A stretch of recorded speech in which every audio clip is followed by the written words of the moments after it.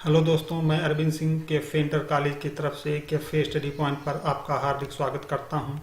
दोस्तों, आज हम लोग रस पढ़ेंगे। रस के भाग 1 में देखेंगे रस शब्द की व्युत्पत्ति और अर्थ, रस के अंग, अस्थायी भाव, विभाव, अनुभाव, संचारी भाव और रस और उनके अस्थायी भाव को भी देखेंगे। तो आइए सबसे पहले हम लोग देखते हैं रस शब्द की व्युत्पत्ति और अर्थ। रस्यते इति रसः के अनुसार रस का तात्पर्य स्वाद से है, अर्थात जिससे आस्वाद मिले वही रस है। परिभाषा है दोस्तों, किसी काव्य को पढ़कर, सुनकर अथवा देखने से तात्पर्य दृश्य काव्य की अवस्था में है, जैसे नाटक आदि। चित्र में आनंद की उठने वाली अलौकिक तरंगें और अवर्णनीय भाव को रस कहते हैं। काव्य में रस का वही स्थान है जो शरीर में आत्मा का है। जिस प्रकार आत्मा के अभाव में प्राणी का अस्तित्व संभव नहीं है, उसी प्रकार रसहीन कथन को काव्य नहीं कहा जा सकता। इस प्रकार रस काव्य की आत्मा है। रस के तत्व या अंग: विभाव, अनुभाव, व्यभिचारी, संयोगाद्र रस निष्पत्ति। रस का सर्वप्रथम उल्लेख करने वाले भरत मुनि के ग्रंथ नाट्य शास्त्र में आए इस सूत्र का अर्थ है विभाव, अनुभाव तथा व्यभिचारी भाव के संयोग से रस की निष्पत्ति होती है। यह रस दशा ही अस्थायी भाव है। उपर्युक्त सूत्र में कई पारिभाषिक शब्द आए हैं, अतः उनका आशय जान लेना अति आवश्यक है। ये निम्नलिखित हैं। नंबर 1 है अस्थायी भाव, दूसरा है विभाव, तीसरा है अनुभाव तथा चौथा संचारी भाव है। अस्थायी भाव: जो भाव विरोधी अथवा अविरोधी दोनों परिस्थितियों में निरंतर मानव हृदय में विद्यमान रहते हैं, उसे अस्थायी भाव कहते हैं। विरोधी भावों के उत्पन्न होने पर भी इनका लोप नहीं होता, किंतु विशेष परिस्थितियों में ये भाव विशेष जागृत हो जाते हैं। अस्थायी भाव 9 प्रकार के होते हैं।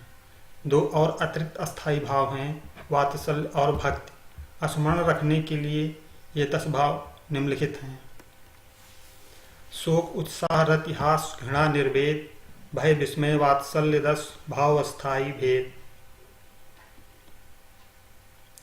पहला है दोस्तों रति। स्त्री पुरुष के पारस्परिक प्रेम भाव को रति कहते हैं।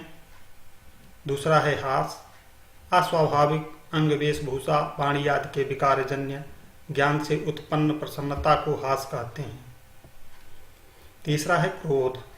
विरोधियों को दंड देने के लिए उत्तेजित प्रवृत्ति क्रोध कहलाती है। चौथा है शोक। इष्ट के अनिष्ट के कारण मन में उत्पन्न व्याकुलता शोक कहलाती है। और पांचवा है उत्साह। दान, दया, वीरता, धर्म रक्षा आदि के प्रसंग के उत्तरोत्तर उत्पन्न होने वाली मनोवृत्ति को उत्साह कहते हैं। छठा है भय। अनिष्ट की आशंका से उत्पन्न मन की व्याकुलता को भय कहते हैं। जुगुप्सा या घृणा सातवां है। अग्राह्य वस्तुओं के प्रति मन में उत्पन्न घृणित भाव को जुगुप्सा या घृणा कहते हैं। विस्मय यह 8वां है। आश्चर्यजनक वस्तु को देखकर मन में उत्पन्न कौतूहल के भाव को विस्मय कहते हैं। और 9वां निर्वेद है। संसार के प्रति त्याग व उदासीनता की भावना को निर्वेद कहते हैं। 10वां है वात्सल्य। संतान के प्रति माता पिता के सहज स्वाभाविक स्नेह को वात्सल्य कहते हैं। दोस्तों, एक आपको भक्ति रस भी मिलता है, जिसको भक्त कहते हैं। इसमें ईश्वर के प्रति प्रेम को भक्त, माता पिता के प्रति या गुरु के प्रति या राष्ट्र के प्रति, मातृभूमि के प्रति स्नेह भाव को भक्त कहते हैं। दूसरा है दोस्तों विभाव। ये रस के अंग हैं। अस्थायी भावों को जागृत करने वाले भावों को विभाव कहते हैं। विभाव 2 प्रकार के होते हैं, आलंबन और उद्दीपन। आलंबन विभाव, जिसके विषय में अस्थायी भाव जागृत होता है, वह आलंबन विभाव है। जैसे शेर को देखकर अस्थायी भाव भय उत्पन्न होता है तो वहां शेर आलंबन विभाव है। और जिसके मन में उत्पन्न होता है वह आश्रय है।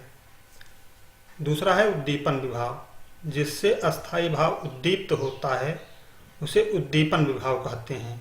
जैसे वन प्रदेश में अंधकार और अकेले में शेर को देखकर भय का स्थायी भाव उद्दीप्त होता है, अतः वहां वन प्रदेश में अंधकार और एकांत उद्दीपन विभाव हुआ।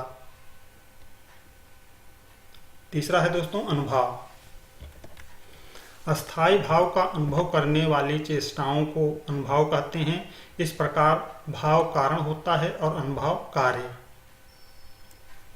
अनुभाव 4 प्रकार के होते हैं। नंबर 1 है कायिक, दूसरा है मानसिक, तीसरा है आहार्य और चौथा है सात्विक। कायिक अनुभव शरीर के अंगों द्वारा की गई चेष्टाओं को कायिक अनुभव कहते हैं। जैसे भय की दशा में भागना आदि कायिक अनुभव हुआ। मानसिक अनुभव, मानसिक चेष्टाओं को मानसिक अनुभव कहते हैं। जैसे भय की दशा में चिल्लाना, सहायता के लिए गुहार लगाना मानसिक अनुभव हुआ। तीसरा है आहार्य अनुभव, वेशभूषा से प्रकट किए जाने वाले भावों को आहार्य अनुभव कहते हैं। जैसे शेर को देखकर यदि नायक धोती ऊपर चढ़ाने लगे, भागने के लिए जूता निकाल ले, तो ये भाव आहार्य अनुभव हुए। चौथा है सात्विक अनुभव। ये वे अनुभव होते हैं जो आश्रय के न चाहते हुए भी सहज रूप से पैदा हो जाते हैं। इन्हें आयतनज अनुभव भी कहते हैं। सात्विक अनुभव 8 प्रकार के होते हैं।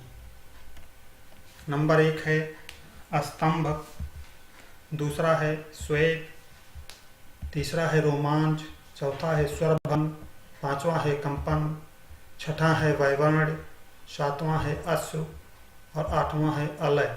दोस्तों, स्तंभ का मतलब होता है प्रसन्नता, लज्जा आदि कारणों से शरीर की गति का रुक जाना। और दूसरा है स्वेग, भय, लज्जा, प्रेम आदि के कारण शरीर पर पसीना आ जाना स्वेग कहलाता है। और तीसरा है रोमांच, काम, हर्ष, भय आदि के कारण रोंगटे खड़े हो जाना रोमांच कहलाता है। स्वरभंग, हर्षाधिक्य, शोक, भय, मद आदि कारणों से मुख की स्वाभाविक गति से वचनों का न निकलना स्वरभंग कहलाता है। कंपन, कंप होता है हर्षातिरेक, काम, भय आदि कारणों से शरीर का कांप जाना। वैवर्ण, भय, शोक, काम, शंका आदि कारणों से शरीर का रंग उड़ जाना या पीला पड़ जाना। अश्रु है आनंदातिरेक, शोकादि कारणों से आंखों में पानी भर आना। अलय है विरहजन्य दुख, भय अथवा शोक के कारण इंद्रियों का चेतना शून्य हो जाना अलय कहलाता है। चौथा है संचारी भाव। आश्रय के मन में उठने वाले अस्थिर मनोविकारों को संचारी भाव कहते हैं। संचारी भाव अस्थाई भाव के अनुकूल सहायक का कार्य करते हैं। इनकी संख्या 33 मानी गई है।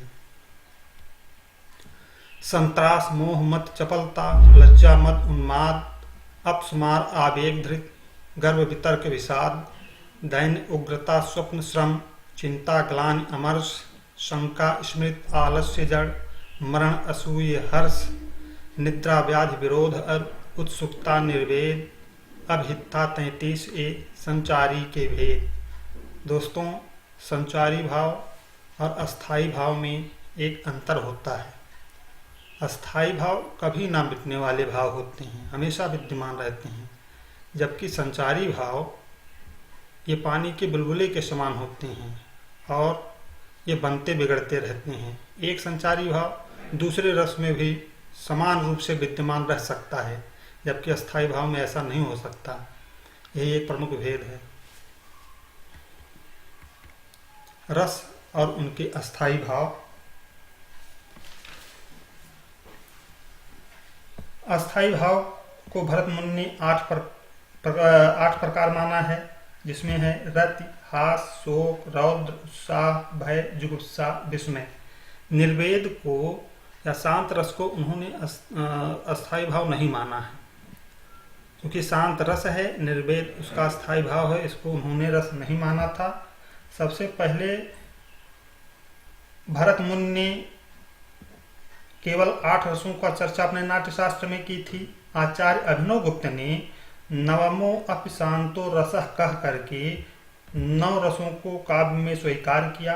अतः भाव के अनुसार, और अब यही माना जाता है कि रस 9 प्रकार के होते हैं। प्रत्येक रस के एक एक अस्थाई भाव के अनुसार अस्थाई भाव भी 9 प्रकार के होते हैं। रस के भेद और लक्षण व उनके उदाहरण। पहला है श्रृंगार रस, इसका अस्थाई भाव है रति। दूसरा है हास्य, इसका अस्थाई भाव है हास। तीसरा है करुण, इसका अस्थाई भाव है शोक। चौथा रौद्र रस है, इसका अस्थाई भाव है क्रोध। पांचवा है वीर रस और इसका अस्थाई भाव है उत्साह। छठा है भयानक रस और इसका अस्थाई भाव है भय। सातवां है विभत्स रस, इसका अस्थाई भाव है जुगुप्सा या घृणा। आठवां है अद्भुत रस, इसका अस्थाई भाव विस्मय है। और 9वां शांत रस है, इसका अस्थाई भाव निर्वेद है। 10वां है वत्सल और इसका अस्थाई भाव वात्सल्य है। और 11वां जो आपको बताए थे भक्ति रस, इसका अस्थाई भाव भक्ति ही होता है। बहुत बहुत धन्यवाद दोस्तों। हम अगले वीडियो में रस का सामान्य परिचय देखेंगे। आप इसको देखिए और सब्सक्राइब करना मत भूलिए। बहुत बहुत धन्यवाद।